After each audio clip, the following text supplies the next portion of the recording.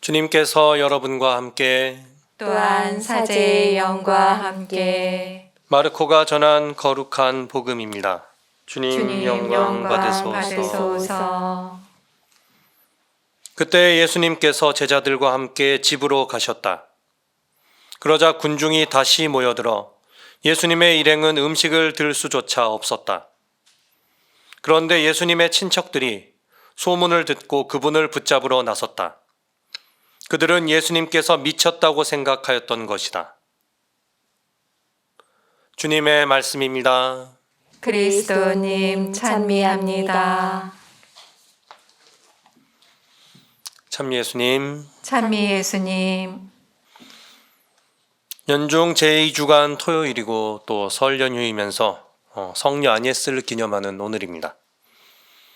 많은 분들이 가족들과 함께 신앙생활을 하고 계시겠습니다만 한편으로 또 그렇지 못하신 분들도 많을 것입니다. 그럴 때 설 명절을 맞으면 미사 참여를 하기도 쉽지 않고 다른 때보다도 특히 명절을 지내는 중에는 대체로 신앙인임을 드러내기도 더 어렵지 않을까 그런 생각을 해봅니다.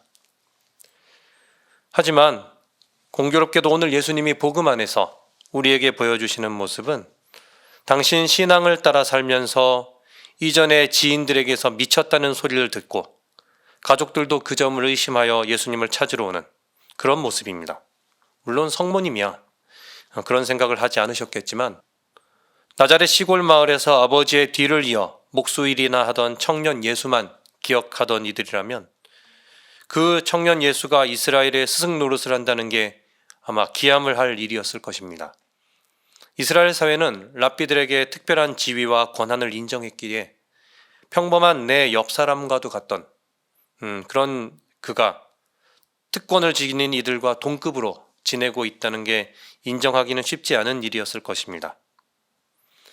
하지만 예수님의 속을 알던 이라면 그게 문제될 리가 없겠죠.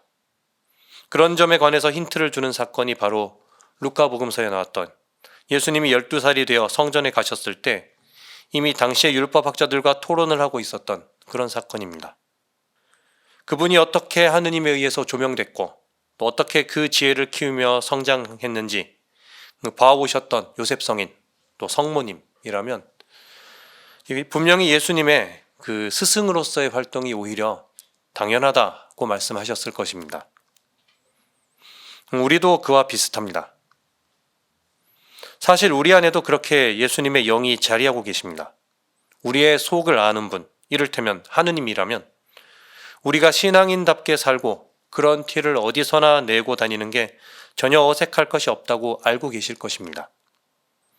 하지만 우리의 겉만 보는 대부분의 사람들은 우리가 자신들이 아는 종류의 사람들이 아님을 불현듯 깨닫고는 당황하고 그것을 우리 탓으로 돌립니다. 유별스럽다. 언제부터 그렇게 열심히 했냐? 종교인이면 자기 희생을 해야지 다른 사람들을 불편하게 해서야 되겠냐? 그런 등의 도전을 받습니다. 확실히 가끔은 그 열심함을 넘어서 유별남으로 나아가는 사람들도 있습니다. 곧잘 반농담으로 성령을 빗맞았다 하고 말하는 게 아마 그런 상황일 것입니다. 그 뭐든 열심에다가 이렇게 바쳐서 하는 것이 아니라 우리를 분별하게 해주시는 영이신 성령께서 우리 안에서 활동하시면 그 분별에 걸맞는 적절한 행동, 적절한 정도를 찾아서 하게 됩니다.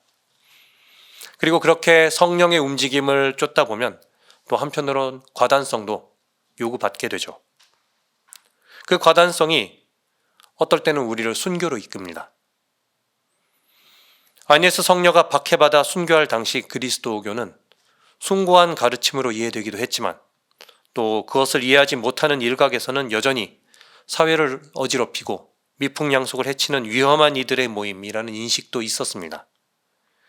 왜 젊은 처자가 저런 사람들 사이에 끼어들었는가 하는 그 시선 아래에서 당시에 순교하신 것이지 와 대단하다 하는 그런 어떤 흠모의 시선을 받으면서 순교하신 것이 아닙니다.